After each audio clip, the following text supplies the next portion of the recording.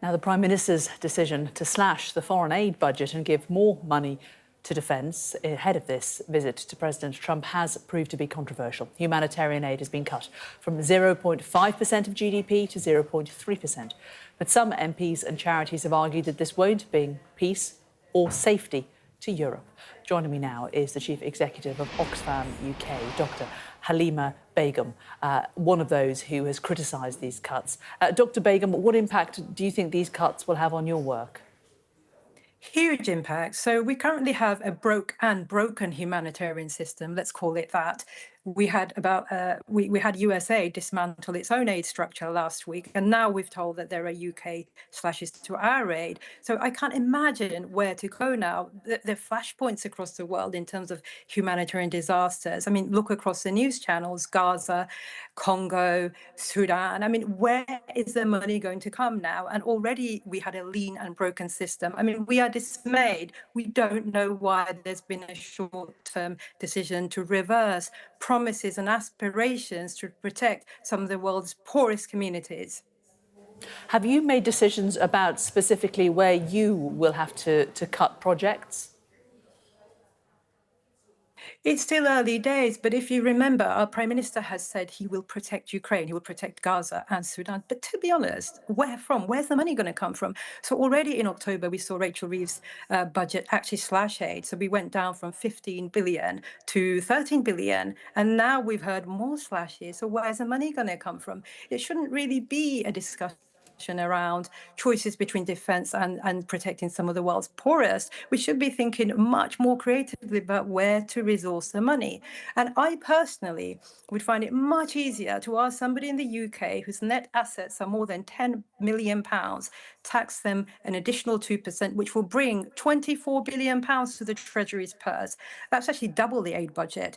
Why is that not an option instead of asking the poorest people in the world to consider alternative ways in which they could be fed? There are those that are critical, though, of some elements of international aid and how it's distributed, the areas that it goes to. The Institute for Economic Affairs report a couple of years ago pointed out that there are lots of regions of the world where upper middle income countries with GDPs in excess of those in parts of the UK are getting money from the UK. Do you think there is room for re-evaluation of some foreign aid?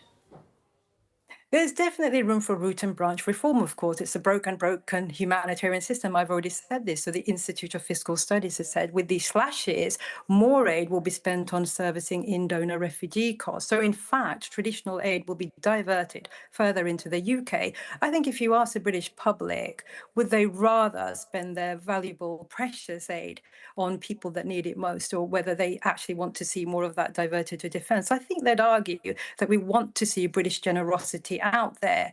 We could certainly reform international aid and foreign aid, but we've been slashing and slashing. Where does it stop? What about those who would say that they would like to see British generosity spent first in Britain rather than abroad? What would you say to them? I think the British public have enough generosity within us to actually protect the world's poorest and also look at costs within our own domestic context.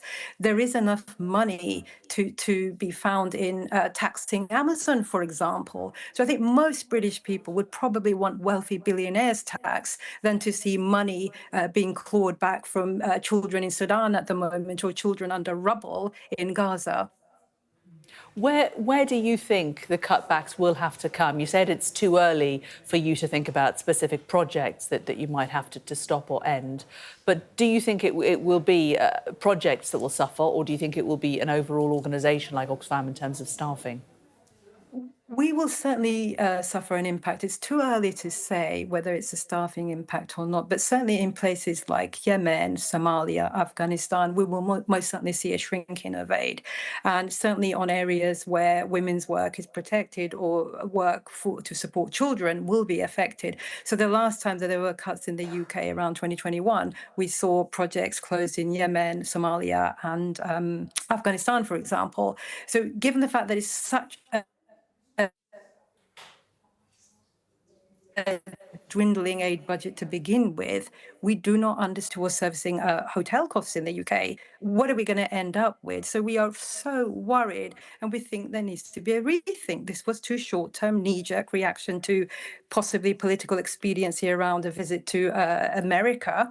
I understand, and we all understand, that there are serious threats to European security at the moment, and we do need to think about strengthening our security, but not at the cost of the world's poorest.